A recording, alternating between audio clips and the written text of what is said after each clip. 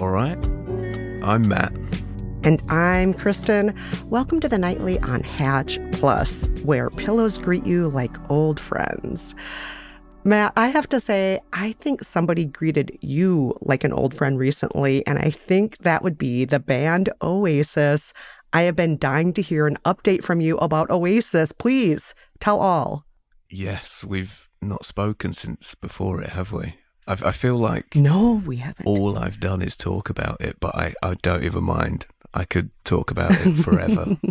But it was, it was amazing. Thank you. It's one of those rare times where something that you're so excited about actually lives up to and surpasses expectation, which doesn't normally happen. No, it frequently is a letdown because the hopes and the dreams are so in the stratosphere. So it's like no mere mortal could deliver on the dream in a lot of cases when we're really looking forward to something the way you were looking forward to this Oasis show. So they met your expectations? They absolutely did. And then everything around it as well. I don't want to show off, Kristen. You know me. I would never want to show off. However... I know, that's very British of you, but I'm American, so I'm asking you to show off. Yeah, that's a real cultural difference that I struggle to get my head around. But because any enthusiasm over here is usually met with, who does this guy think he is? But I feel like I can open up to you. Yes, please. Everything around it was just brilliant because we were in the Royal Box at Wembley. So it was everybody Stop was it. There. What? Yeah. Are you secretly royal, Matt, and you've never told me that? It must be in the DNA somewhere. I reckon I'm about 80,000 deaths away from taking my rightful place on the throne, I think. How have you been anyway, Kristen? I feel like it's been ages. Oh, gosh, it has been a really long time. Matt, I don't think I have anything quite as exciting as Oasis to update you on, but I've been feeling pretty pumped because I actually was teaching this week. I teach young folks about journalism, storytelling, podcasting. And every time I do that, I feel like, wow, the next generation, they're so smart. They're so curious. I'm just always blown away. So I guess I'm a little bit starstruck in a totally different way by these kids than you are by Oasis. So that's kind of what I've been excited about this week. That's a real relief, actually, the fact that you're impressed by them, because I often worry about that. Sometimes walking through town, I can look around and think, oh God, we're in trouble. I hope the robots are looking after me in the care home by that point. Hold on, Matt, are you 90 years old and you've just secretly never told me? You just have a really good skincare regime? Because that sounds like grouchy old man territory. It's the beauty of the audio format. I'm retired. This is just a nice little sideline for me. I wish I was retired, to be fair. It's been one of them weeks today. I've been all over the place, and I was in Chester for a portion of it. Are you aware of Chester, Kristen? No, I don't know Chester. What's going on in Chester these days? It's kind of between Liverpool and Manchester, or sort of just underneath Liverpool. It's a city, but it kind of feels like a town. But it's right on the border with Wales. Oh. Because of its proximity to Wales, there's these weird laws that are a hangover from a long, long time ago. But you know those weird things that you hear about, and they were laws, but then they never got repealed or taken back, so they're technically still in place. Yeah, I think back in my hometown of Minneapolis, they actually have a law against parallel parking giraffes because of a circus that went through there in the 1800s. I love stuff like that. I went down such a rabbit hole with it because when I was in Chester, it reminded me, I knew there was some sort of weird law to do with the Welsh there. And basically it's that Welshmen are prohibited from entering Chester before the sun rises, and they have to leave before the sun goes down. So because of that, in Chester, it is still technically okay to shoot a Welshman after midnight on Sunday with a crossbow, as long as it's inside the city walls. Oh my gosh. I love this law so much. I mean, well, I'm a woman, so maybe I don't have to live in fear of this law, but... You're not Welsh either, which does help. Yeah. Do you know why this law exists? What made them have to put this law into place? I don't know where it came from initially. I imagine it would be something to do with maybe like sheep theft or something. Maybe like the Welsh were coming over the border and stealing sheep. That sounds like something that could be plausible. Wow. But it's a really weird, the fact that still exists. That is so fascinating. Yeah, it is fascinating. And then because I was in the rabbit hole and I found some other mad ones and I can't not talk about it because it's one of my favourite things. Oh, I need to hear them. So, number one, it's illegal to die in the Houses of Parliament. Does anyone really have control over when they die that much? I don't know how it's not really a deterrent, is it, to make that illegal?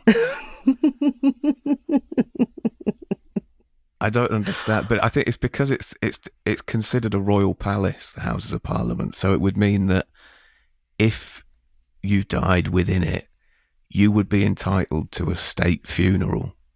So that's my dream, is when I am being looked after in the care home by the AI robots, I'm just going to skulk over to the Houses of Parliament and do a tour. Oh, yeah. I love this idea. I want you to have a state funeral. I think I want to have a state funeral. Maybe we need to have a party over there when we're on death's door and just invite everybody we know. And then one by one, we'll just die there and we'll all get state funerals. Yeah, it would take up the whole calendar. But actually, something to remember, if you are going into the Houses of Parliament, it is illegal to enter if you're wearing a suit of armour. So you can't go in if you're wearing that. So you're going to have to go in your sort of civilian clothes, Kristen, which I know you don't like doing. No. But you're going to have to leave the suit of armour at home. Okay, I think that's very unfair to people like me who want to wear a suit of armour everywhere. Not fair. Like, it's not. I'm not hurting anyone with my suit of armor. I might be actually making the world a better place because shiny is fun. And people look at the suit of armor and they're like, oh, look, there's somebody who's exciting in the room now. But they apparently don't want anyone exciting near them. That's sad. Well, it's a real conversation piece, isn't it? Yeah, it's a chance to talk about history, to talk about metalwork and maybe geology. So many topics are off limits because I can't wear my suit of armor there. That's not fair. I don't like that law at all. All right, we'll try and get that one repealed. This is quite a good one, I reckon. It's illegal to flag down a London taxi if you have the plague. So you're going to have to take the underground instead if you are plague-ridden. Yeah, I mean, I want to get to the hospital as fast as I can, though, and sometimes there are delays on the train. I'm not going to get there fast enough. And also, now I've just given the plague to 40,000 other people on the platform and on the train. Yeah, exactly, rather than one taxi driver. Where's the sense? These laws are not sensible in my mind. This is a public health crisis that's happening because they won't let me onto the taxi. It reflects poorly on us as a nation.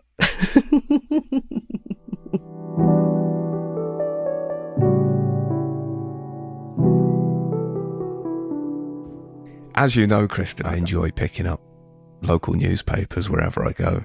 It's one of my favourite things to do. Oh, yeah. And I got the Chester Standard while I was there and just had a sort of flick through. There is some mad stuff going on in that part of the world. The first story that I came across, this was in a place called Wallasey, which is not far from Chester. Mystery figure dressed as big cat is on the prowl. Mystery figure? Like a human in a cat costume? Well, this is it, isn't it? Mystery figure dressed as big cat. So you think, well, it's not a big cat. And it's probably not going to be another animal dressed as a cat. So it's going to be a person who's prowling around the streets of Wallasey. And according to the article, it says a mystery figure dressed in a large black cat costume has been seen prowling secluded areas close to a beach. Why? And what is it doing? And when they say prowling, does that mean the figure's on all fours, walking around kind of like a cat? I think whoever it is very much committed to the bit, because there is a quote here from a Facebook user who posted, Was walking my dog tonight and heard a man making cat noises. Shone a torch. He was waving his arms at me before crawling up the hill. Scary. I don't even think I'd find that scary at that point. It's just weird, isn't it? It's very odd. I mean, the cat is, or I should say the human dressed as a cat, at least is crawling away from you. It's not charging you. That would be scarier. Yeah, if it was stalking, fair enough. I guess of all the animals to dress as, a cat is, I guess it's less threatening than, let's say, I don't know, a hyena, or I'm trying to think of other animals that might get you in the wild, but a cat, I guess, is not as scary as other things. It's just the size of a cat. If a cat is a human size, I guess that's kind of scary because you're not used to seeing cats that are human sized. Anything human sized that should be a lot smaller is quite frightening, I guess, isn't it? Yeah, like so cute when it's just washing its face, but if it's a cat my size washing its face, not as cute. Yeah. Yeah, I get with the human element as well. If it's washing its face with like toner and cleanser as well, you're going to start asking questions. But there was another woman who said that she'd driven to the coast near the Harvester pub in Wallasey, and it was to walk her dog. And she said, as soon as I was away from the streetlights, I began to hear a feline growling to my left. My little terrier Mac started barking at the figure, so I got my phone light on and captured a short video. A man in a panther costume, so we've nailed down the species now, it's a panther, then crawled up the hill on all fours. I didn't feel scared. He was just waving his arms and making panther noises. I was more confused. Wow. So the general gist from the public is that they think it's intended to be a wind-up, but I don't really know what you get out of it as the prankster in that situation. I wonder if it's just, hey, we live in this small town, nothing's going on here. Here's a way to add a conversation piece to the community to bring something interesting to the neighborhood. Or maybe it's a way to be briefly famous. Like if you were to do anything in London where there are millions of people, or New York, anything close to that, nobody would pay attention. But in a small town, now you're kind of famous. The newspaper's writing about you. The locals are filming you, right? We're talking about it. It's definitely travelled. They've jumped the pond. They're everywhere. Yeah, I'd never thought of it like that. Maybe that is what it is. But you're not getting any of the credit, though. That's the thing that I would struggle with. Like, even if somebody emailed after this episode and said, I'm the person in the panther costume, prove it. You can't. No, you can't, because anybody can buy a panther costume and say that was me, right? It's like, look, I even have a suit. Well, yeah, you can go onto Amazon and get a suit. It's not that hard to find a costume online. I might look into that after this, actually. Maybe I could that'd be good for my profile. Hold on, Matt. Are you the panther? Has it been you all along? Let's move on, Kristen. We'll move on. I couldn't possibly talk about it. How are you with James Bond, Kristen? I've seen several of the James Bond movies. I did not see the final movie because somebody spoiled it for me, and I thought, I don't need to see this. So I didn't see the final one. But oh, really? That put you off entirely? What this friend told me made me think that puts a period at the end of the sentence that I just don't want there. And so I'm just going to not see that one. And maybe if Idris Elba comes back as James Bond down the road, maybe I'll watch that. But right now I don't need to see the most recent one. I was talking to someone this week who, if anything, you couldn't necessarily do this with James Bond because it's ongoing, but if there's a trilogy of films or a series of films, they won't watch any of them until the last one is out. Same with TV series. They'll wait until, because if they find out the ending of it is rubbish, they won't commit to watching any of it at all. Oh. So I do think you're probably missing out on some stuff, but also I do kind of get it. I think they got stung by watching Lost and they didn't want that to happen again. I feel that pain. I had to give up on Lost at a certain point, and I just thought, I invested hundreds of hours of my life in this show, and I'm so mad at it now. So I understand that pain. I get it. Yeah, it does make sense. But, I mean, you'll still find this interesting as you've watched the previous Bond films. But this was just on the inside page of the Standard in Chester. There's 2 James Bond links to Chester. And the first one, Daniel Craig, was born in the city and lived there as a child. Oh, really? Didn't know that. The headline is, the iconic James Bond star who had links to Chester, and it's not Daniel Craig. So it turns out, according to this anyway, the late Sir Roger Moore lived and went to school in the city for a brief period after being evacuated during the Second World War. So he was there to be out of London during the Blitz. He stayed in Chester. Interesting. Oh, that's incredible. Wow. I think he's one of my favourite Bonds as well. I think he's who a lot of people think of when they think of classic James Bond, when they're like, you know, the golden era of James Bond. I think a lot of people think of Roger Moore. Very debonair, very suave, and had a sense of humor about what he was doing. Like there was a little wink, wink, nudge, nudge in how he played 007, in my opinion. Yeah, I know what you mean, sort of a self-awareness to it, which I do like. It tends to be the one that you grow up with, doesn't it? So for me, Pierce Brosnan was Bond for the longest time until I think it was when Mamma Mia came out. And I love Pierce Brosnan. But you see I've not actually seen it. I've seen clips and stuff. And it's just quite, I don't know. I guess it would be like seeing like your favourite musician who was like really cool and rock and roll tending to their allotment when they're in their 70s, and you're like, oh, that's not what you should be doing. It does take some of the mystery and intrigue away from him when he is wearing spandex bell bottoms and singing Mamma Mia or Super Trooper, doesn't it? It's not quite the same thing as 007. This is going to be such a stupid question. I already know it is, but I've started, so I'll finish. Is it exclusively ABBA songs in Mamma Mia?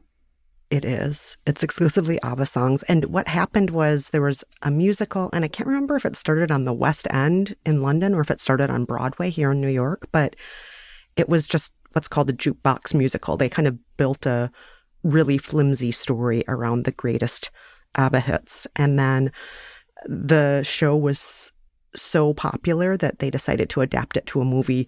And somehow they got all of these illustrious stars, all of these people who are Academy Award winners and Tony winners and people who are knighted. They somehow got all of them to be in this movie together. I guess they probably had a huge paycheck. That probably helped too. But I think the Mamma Mia movies are perfectly enjoyable if you accept them for that. If you want something more elevated, it's not going to be a franchise that you're going to enjoy, I don't think.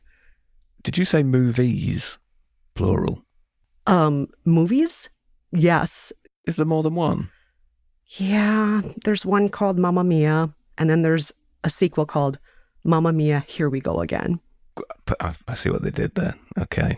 Yes. What are they doing there? Just getting B-sides from ABBA? How did they fill the soundtrack? Exactly. That's exactly what they do. Oh, that actually is what they do? Yes, they do. Oh, God. So, Matt, you would hate it even more than the first one. Yeah. I've got the gist now anyway. At least that I know there's 2 of them, so I'm not too culturally out of touch. I think that's enough for me.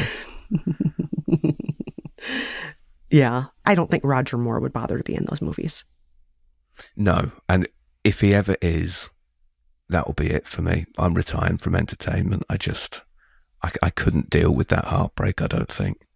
And speaking of retiring, actually, I don't know about you, Kristen. I am shattered from all this ABBA chat. So I think I'm going to turn in. I will do the same. I will dream of Chester, and maybe I'll also dream of Super Trooper. But have a great night, Matt. Sleep well. Bye, Kristen.